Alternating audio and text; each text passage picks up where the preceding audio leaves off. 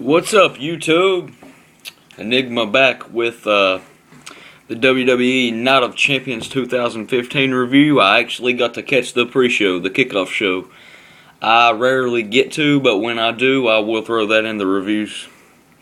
So this one I actually got to catch, and there was a reason I wanted to watch it, because I'm a big Lucha Dragons fan, and yeah, you'll see. The first note we have on the kickoff show, they announced that Seth Rollins will defend his titles back-to-back. Sheamus announced that backstage. I thought that was pretty cool. Kevin Owens cuts a backstage interview about how he knew this would happen, or about what's gonna happen. They had an awesome creative WWE Superstar set. Backdrop for the outside for the kickoff show was really cool. The kickoff match was Stardust and the Ascension versus Neville and Lucha Dragons. Both teams meshed really well for me. Some might disagree, but I liked it. I'm a big fan of both Neville and Kalisto. The triple outside dive by Neville and the Dragons was awesome.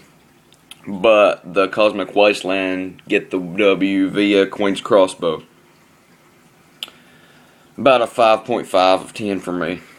Then they had a backstage Q&A with the New Day, and they were hilarious as always, talking about what are they going to do next after their Save the Tables campaign. They looked at each other, they was like, what can we do? We've saved the world. We've saved the world with this one. Xavier's hair was nuts too, it was red. Now on to the main show. The first opening match was Ryback versus Kevin Owens for the Intercontinental title. I would have liked to have seen more from Kevin Owens in this match because I know he's got it in him. It was about a 5-star match, man. Owens wins via an eye rake and a roll up, and he's the new Intercontinental Champion. That's good. I like Kevin Owens. That's good to see. But I would like to see a better match. But I mean, Kevin Owens is great, but it's Ryback, you know. I'm not saying Ryback's horrible, but Ryback's got a ways to go for me. He just does. They advertised Brock Lesnar's Go to Hell tour, and at the end of that will be a Hell in a Cell versus The Undertaker. Eat, sleep, go to hell. Dolph Ziggler versus Rusev. I'm tired of this soap opera. Dolph deserves more. Dolph really does deserve more. I've seen a couple minor botches. The super kick was one and didn't even touch him. It didn't even look like it touched him at all. I know it happens, but like 2 pay-per-views in a row, the same match with the same people, get the same botches.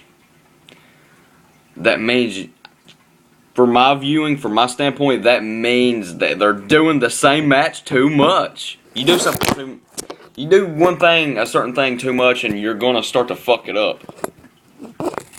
WWE needs to go certain different ways with these guys. Even if you want to throw somebody else in there and make it a triple threat, or throw two more people, make it a tag team, still do that. At least not the same exact match. Come on. Shit gets messed up. 5-star match. Sucked. Nothing.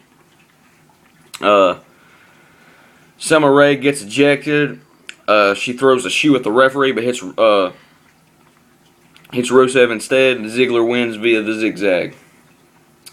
The next match was the tag team title match. The New Day versus the Dudley Boys. I know the Dudleys are back, but it's too soon for me. This pay-per-view, they was somewhat of like an attraction to gain viewers. Like I said, too soon. But in due time, I think the Dudleys will get one last title run. Maybe even more than one. Obviously, the Dudleys brought in to put the Young Guns over. It wasn't that bad of a match. It was about a 6 for me, of 10. The Dudleys do hit the 3D, but Woods interferes and breaks it up. The Dudleys win by DQ, but the title doesn't change hands, obviously. Post-match, Xavier Woods gets 3D through a table, obviously. Obviously, about a 6-star match, but like I said, it's too soon for the Dudleys. Few weeks, few months, they may get the titles back again. The next match was honestly probably one of the best matches on the card. I'm not even going to lie.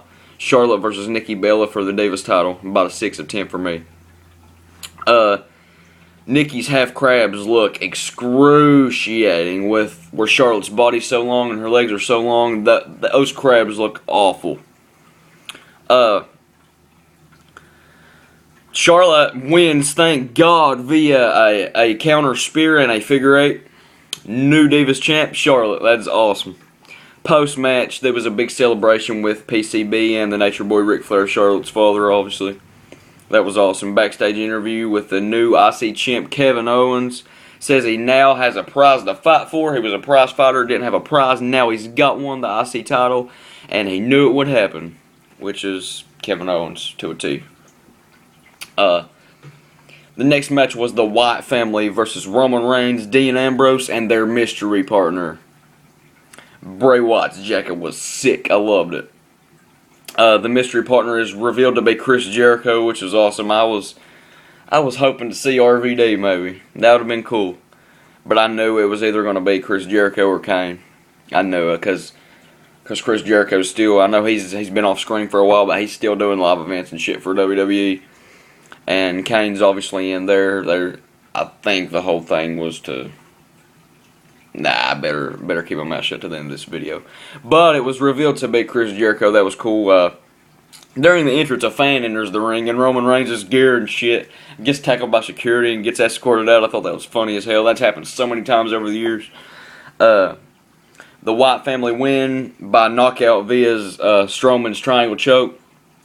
About a 6 of 10. Post-match, Jericho leaves in disappointment and kind of shoulders Dean Ambrose and just walks away.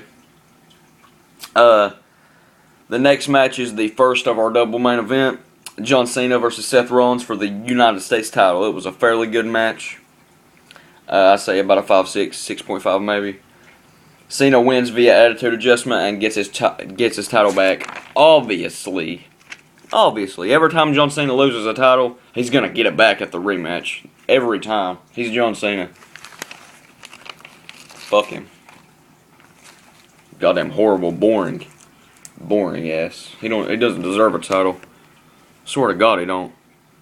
Maybe for his outside stuff. But for his work in the ring, he doesn't deserve shit. Anyways, post-match, Rollins tries to leave and gets an AA on the stage. Sting enters for our main event. Sting versus Seth Rollins for the WWE World Heavyweight title. The first of them, at the beginning stages of the match, Sting was making Rollins look like gold, which is the go-to with the veteran's job. Like the Dudleys, I feel it's a little too early for Sting to win the World Heavyweight title, but we may see it before he retires. We may see it. Sting gets Rollins one of those turnbuckle powerbombs that hurts Sting's back. Really bad injury. You could see him stiffen up and shit and go to the ground. I guess they had to end the match kind of quick after that injury, so Rollins retains his title via a scorpion lock or a reversal roll-up. Post-match, Sheamus tries to cash in but gets interrupted by Masked Kane. Hell yeah. I was so fucking excited. I'm sick of corporate Kane. I'm sick of the Authority. I mean, I'm not sick of the Authority, but I'm sick of what the Authority does to talent besides Seth Rollins. They've made Seth Rollins. But like Kane and Big Show and all those guys, what the fuck are you doing? I'm so glad to see Kane put his mask back on and go back to the monster, the big red machine. Kane gives a chokeslam to Rollins and Sheamus and another tombstone to Rollins. And that's the end of the PPV. Or the event, because they're not really pay-per-views anymore. I'm excited to see Mask came back. I'm excited my girl Charlotte won her first major title. Glad that Ric Flair got to experience that with her in the ring and at the show. That was really cool. Overall, pay-per-view was... I expected it to be better. Obviously, every single WWE event you expect to be better, but you're always let down. Maybe this one I wasn't let down as much as I have been, but I was still let down. WWE, like I've been saying, like I will continue to say until it happens, step your game up, because TNA is going to take over in about 8-10 years if you don't. About 8 to 10 years, TNA will be on top if you don't. I swear my hand to God. Call me stupid or not. WWE's a great production. They're a great promotion, great company. They just need to... They've got it all. They just need to figure out what to do with which parts. Where to put who, where, and what to do with them. They need to learn that shit. Come on. They need to learn what the fans want. But overall, the pay-per-view wasn't that bad. It was decent. I could watch it. But like I said, I expected a lot more. Any feedback, questions, just want to chat, you can always drop a comment in the comments box below, or my personal Facebook is facebook.com/aaron.stroud.98, and my Facebook fan page is Aftershock of the World of Wrestling. I will try to post a link in the description for those. So that'll do it for Night of Champions 2015. You guys stay easy. Peace.